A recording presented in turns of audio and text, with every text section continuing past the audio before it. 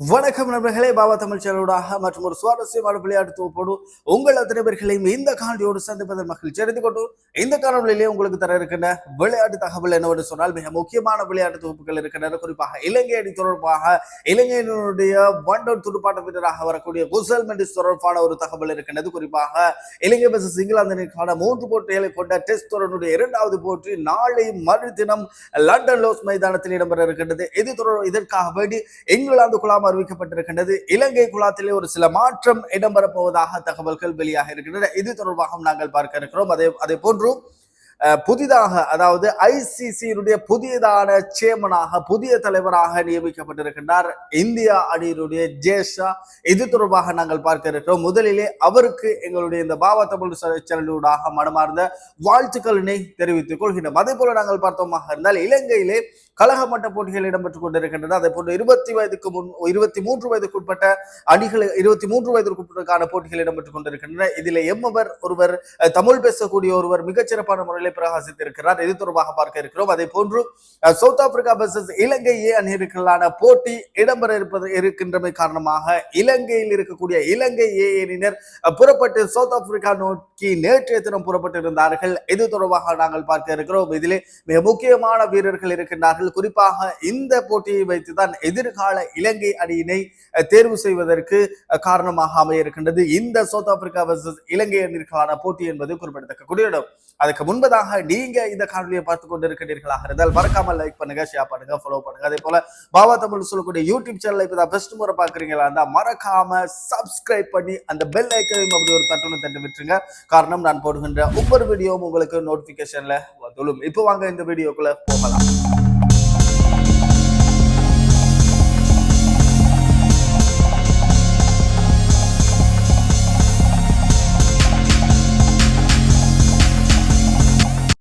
குறிப்பாக நாங்கள் பார்த்தோமாக இருந்தால் மிக முக்கியமாக இலங்கையில் இருந்து ஆரம்பிப்போம். அதாவது இலங்கை வெர்சஸ் இங்கிலாந்து 3 போட்டிகளை கொண்ட டெஸ்ட் போட்டியினுடைய 2வது போட்டி நாளை மறுதினம் இடம்பெற இருக்கிறது. அதற்காக வேண்டி உத்தியோகபூர்வமாக நேற்றைய தினம் இங்கிலாந்து அணியினர் தங்களுடைய அணிபுறங்களை அறிவித்திருக்கின்றார்கள். இங்கிலாந்து அணியிலே ஒரு மாற்றம் நிகழ்த்தப்பட்டிருக்கின்றது. அதே போல நாங்கள் பார்த்தோமாக இருந்தால் இலங்கை அணி இன்று வரைக்கும் இலங்கை அணியினர் அறிவிக்கப்படவில்லை. குறிப்பாக இலங்கை அணியிலே ஒரு மாற்றம் நிகழப்போவதாக தெரிவிக்கப்படுகின்றது. அதாவது அண்மை காலமாக போம் இழந்து, குறிப்பாக இலங்கை ரசிகர்களால் திட்டி தீர்க்கப்பட்ட, சமூக வலைதளங்கள் மூலமாக திட்டி தீர்க்கப்பட்ட குசல் மெண்டிஸை தற்காலிகமாக 2வது டெஸ்ட் போட்டிக்கு நீக்கிவிட்டு அவருக்கு பதிலாக மிகச்சிறப்பான போமில் இருக்கக்கூடிய ஒரு நாள் மற்றும் T20 போட்டிகளிலே போமுக்கு இருக்கக்கூடிய பத்துல் நிசங்கையை அணிக்குள் உட்கொண்டு வரப்போவதாக தகவல்கள் வெளியாக இருக்கிறது. அப்படியாக இருந்தால் இலங்கை அணியினுடைய விக்கெட் காப்பாளர் யார்? தினேஷ் சந்திமலுக்கு கையில் ஏற்பட்டிருக்கின்ற உபாதை காரணமாக அவரும் விக்கெட் காப்பாளராக இருக்க மாட்டார். குசல் மெண்டிஸ் தான் பிரதானமான விக்கெட் காப்பாளர். T20 ஒரு நாள் டெஸ்ட் போட்டி, தற்பொழுது இந்த டெஸ்ட் போட்டிக்கு அவர் இல்லை என்று சொன்னால் யார் விக்கெட் காப்பாளர்? சதீர சமரவிக்ரமை அணிக்குள் உட்கொண்டு வருவார்களா என்று நாங்கள் பார்த்தோமாக இருந்தால் இல்லை. அதாவது ஆரம்ப துடுப்பாட்ட வீரராக இருந்த நிஷான் மதுஸ்கவை தான் விக்கெட் காப்பாளராகவும், அதே போன்று அவர் 3ஆம் இலக்கத்தில் ஆடுவதற்காக வேண்டி சொல்லி இருக்கின்றார்கள். அப்படியாக இருந்தால் ஆரம்ப துடுப்பாட்ட வீரராக திமுத் கண்ணாரத்னோடு இணைய இருக்கின்றார் பத்துல் நிசங்க என்பது குறிப்பிடத்தக்கக்கூடிய ஒரு மிகச்சிறந்த ஒரு துடுப்பாட்ட வீரர், வலதுகை துடுப்பாட்ட வீரர், சில சந்தர்ப்பத்தில் வேகமாக அடிக்கக்கூடியவர். பொறுத்திருந்து பார்ப்போம் இவருடைய வருகை இலங்கை அணிக்கு இன்னும் ஓட்டங்களை குவிக்கக்கூடிய வகையிலே அமையுமா என்பதாக நாங்கள் பொறுத்திருந்து பார்க்க வேண்டும். அதே போன்று மிலான் ரத்நாயக்கு பதிலாக இலங்கை ரசிகர்கள் எதிர்பார்க்கிறார்கள் மற்றும் ஒரு வேகப்பந்து வீச்சாளர் ஒருவர் வேணும். அதாவது கசுன் ராஜிதவோ அல்லது லஹிரகுமாரவோ மூன்றாவது வேகப்பந்து வீச்சாளர்களாக வருவார்களாக இருந்தால் இன்னும் இலங்கை அணிக்கு பலமாக இருக்கும் என்பதாக எதிர்பார்க்கிறார்கள். ஆனால் அண்மை காலமாக மிலான் ரத்நாயக்க விளையாடிய அந்த 2 டெஸ்ட் இன்னிங்ஸ்களும் சிறப்பான முறையில் விளையாடி இருந்தார். குறிப்பாக இலங்கை அணியினர் இக்கட்டான நிலையில் இருக்கும் பொழுது 1வது இன்னிங்ஸில் தலஜ டி சில்வாவோடு சேர்ந்து சிறப்பான ஒரு இடைப்பாட்டத்தை கட்டியெழுப்பியிருந்தால் 2 நபர்களும் 70க்கும் மேற்பட்ட ஓட்டங்களை கொண்டார்கள். எனவே இதன் காரணமாக 2வது போட்டியிலும் மிலான் ரத்நாயக்கு வாய்ப்பு வழங்கப்படும் என்பதில் எந்த விதமான ஒரு மாற்று கருத்துக்களும் கிடையாது. வேற எந்த விதமான ஒரு மாற்றங்களும் கிடையாது. குறிப்பாக இலங்கை அணியை பொறுத்தவரையிலே இலங்கை அணியிலே இன்னும் சில காலத்தில் இன்னும் 2-3 போட்டிகளிலே மாத்திரமே விளையாட இருக்கின்ற எஜ்ஜலோ மெத்யூஸ், அதே போன்று தினேஷ் சாந்திமல், திமுத் கருணாரத்ன போன்றவர்கள் இன்னும் ஒரு சில போட்டிகளில் மாத்திரமே விளையாட இருக்கின்றார்கள். அவர்கள் அதன் பிற்பாடு ஓய்வினை அறிவிக்கப் போகிறார்கள்.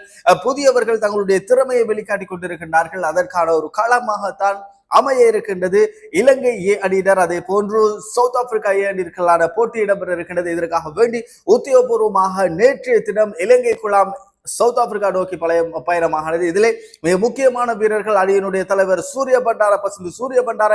அதே போல நாங்கள் பார்த்தோமாக இருந்தால் கவனிக்கக்கூடியவர்களில் ஒருவராக இருக்கக்கூடிய முகமது சிராஜ் போன்றவர்கள் இந்த அணியில் இருக்கின்றார்கள். பொறுத்திருந்து பார்ப்போம் அவர்களுடைய பெர்ஃபார்மன்ஸ். இலங்கை அடுத்த கட்ட இலங்கை அணிக்காக வேண்டிய ஒரு தயார் நிலை படுத்தப்பட்ட ஒரு வீரராக வருவார்களா, தங்களுடைய திறமையை வெளிக்காட்டி அடுத்த இலங்கை அணிக்குள் உட்புகுவார்களா என்பதாக பொறுத்திருந்து நாங்கள் பார்க்க போகின்றோம். அதே போல நாங்கள் பார்த்தோமாக இருந்தால் மிக முக்கியமான ஒரு விடயம், அதாவது ஐசிசியினுடைய புதிய சேர்மனாக தெரிவு செய்யப்பட்டிருக்கின்றார்.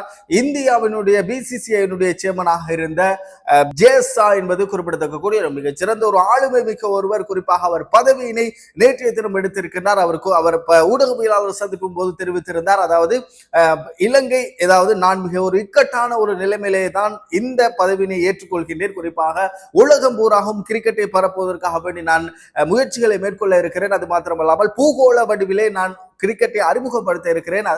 அதே போல அவர் மற்றும் ஒரு கருத்தினை கூறியுள்ளார். குறிப்பாக எல்லா அணிக்கும் போட்டிகள் வழங்கப்படும், டெஸ்ட் போட்டியில் முக்கியத்துவம் வழங்கப்படும், அதே போன்று டெஸ்ட் போட்டிகளுக்கு தகுந்த போட்டிகள் வழங்கப்படும் என்பதாகவும் அவர் தெரிவித்திருக்கிறார். ஜெயசாவுக்கு எங்களுடைய மனமார்ந்த வாழ்த்துக்களினை தெரிவித்துக் கொள்கிறோம். அதே போன்று நேற்றைய தினம் இடம்பெற்ற போட்டி 2 மிக முக்கியமான போட்டிகள் இடம்பெற்றன. அதாவது 4 கழகங்களுக்கு இடையிலான போட்டி இடம்பெற்றது. இந்த போட்டியை பொறுத்தவரையை நாங்கள் பார்த்தோமாக இருந்தால் கண்டி அதே போல காலி அணிகளுக்கான போட்டி இடம்பெற்றது. இந்த போட்டியிலே முதலில் துடுப்படுத்தாடிய கண்டி அணியினர் மொத்தமாக பெற்றுக் கொண்டார்கள். 259 ஓட்டங்களை பெற்றுக் கொண்டார்கள். 9 விக்கெட்டுகளை இழந்து 50 ஓவர்கள் நிறைவுக்கு வந்த நிலையில் என்பது குறிப்பிடத்தக்கக்கூடிய. இதிலே ஆசான் விக்ரமசிங்க 113 ஓட்டங்களை பெற்றுக் கொடுத்திருந்தார். 134 பந்துகளுக்கு. அதே போன்று சாமிக்க கருணாரத்ன 38 பந்துகளுக்கு 41 ஓட்டத்தினை பெற்றுக் கொடுத்திருந்தார்கள். அதே போன்று நாங்கள் பார்த்தோமாக இருந்தால் காலியனுடைய பந்துவீச்சு பிரதியை நாங்கள் பார்த்தோமாக இருந்தால் தனஞ்சய் அலக்சன் 4 விக்கெட்டினை கைப்பற்றினார், 36 ஓட்டங்களை பெற்றுக் கொடுத்தார். அதே போன்று முதித் அலக்சன் 2 விக்கெட்டினை கைப்பற்றினார், 30 ஓட்டங்களை பெற்றுக் கொடுத்து என்பது குறிப்பிடத்தக்கக்கூடிய. பதிலுக்கு விளையாடிய காலி அணியினர் 263 ஓட்டங்களை பெற்றுக் கொண்டார்கள். 4 விக்கெட்டுகளை இழந்து 42வது ஓவரிலே இந்த வெற்றியினை பதிவு செய்தார்கள். காலி அணி சார்பாக நாங்கள் பார்த்தோமாக இருந்தால் யசோட லங்கா மிகச்சிறப்பான முறையில் துடுப்படுத்தாடி இருந்தார். 63 ஓட்டங்களை பெற்றுக் கொடுத்திருந்தார், 45 பந்துகளுக்கு. அதே போன்று ஆட்டமிழக்காமல் ரவிந்து ரசந்த மிகச்சிறப்பான முறையில் துடுப்படுத்தாடி 56 ஓட்டங்களை பெற்றுக் கொடுத்திருந்தார், 80 பந்துகளுக்கு என்பது குறிப்பிடத்தக்கக்கூடிய ஒரு விடயம். கண்டி அணி சார்பாக லசித் எம்புல்தனி 2 விக்கெட்டினை கைப்பற்றியிருந்தார், 43 ஓட்டங்களை பெற்றுக் கொடுத்து. அதே போன்று தானுகர் தபாரா 1 விக்கெட்டினை கைப்பற்றியிருந்தார், 40 ஓட்டங்களை பெற்றுக் கொடுத்து என்பது குறிப்பிடத்தக்கக்கூடிய. அடுத்த போட்டியாக இடம்பெற்ற போட்டி கொழும்பு வெர்சஸ் ஜப்னா அணியினருக்கான போட்டி இடம்பெற்றது. கொழும்பு அணியினுடைய தலைவராக இருந்தார் சரித் அசலங்க, ஜப்னா அணியினுடைய தலைவராக இருந்த ஜனத் லேனகே ஆகியோருக்கான போட்டி இடம்பெற்றது. இந்த போட்டியில் முதலில் துடுப்படுத்தாடிய கொழும்பு அணியினர் 269 ஓட்டங்களை பெற்றுக் கொண்டார்கள். 8 விக்கெட்டுகளை இழந்த 50 ஓவர்கள் நிறைவுக்கு வந்த நிலை. கொழும்பு அணி சார்பாக மிகச்சிறப்பான முறையில் துடுப்படுத்தாடினார் மிகச்சிறப்பான முறையில் துடுப்படுத்தாடி 66 ஓட்டங்களை பெற்றுக் கொடுத்திருந்தார், 56 பந்துகளுக்கு. அதே போன்று தசுன் சானக்க 49 ஓட்டங்களை பெற்றுக் கொடுத்திருந்தார். அதே போல நாங்கள் பார்த்தோம் ஜப்பானியுடைய பந்துவீச்சு பிரதியை நாங்கள் பார்த்தோம் என்றால் இசைய விஜயசூரிய 5 விக்கெட்டினை கைப்பற்றியிருந்தார், 60 ஓட்டங்களை பெற்றுக் கொடுத்து. அதே போன்று பினுரா பெர்னாண்டோ 1 விக்கெட்டினை கைப்பற்றியிருந்தார், 39 ஓட்டங்களை பெற்றுக் கொடுத்து. பதிலுக்கு துடுப்படுத்தாடி ஜாப்னா அணியினர் 271 ஓட்டத்தினை பெற்றுக் கொண்டார்கள், 6 விக்கெட்டுகளை இழந்து 48.5 பந்துவீச்சு பிரதியில் என்பது குறிப்பிடத்தக்கக்கூடிய.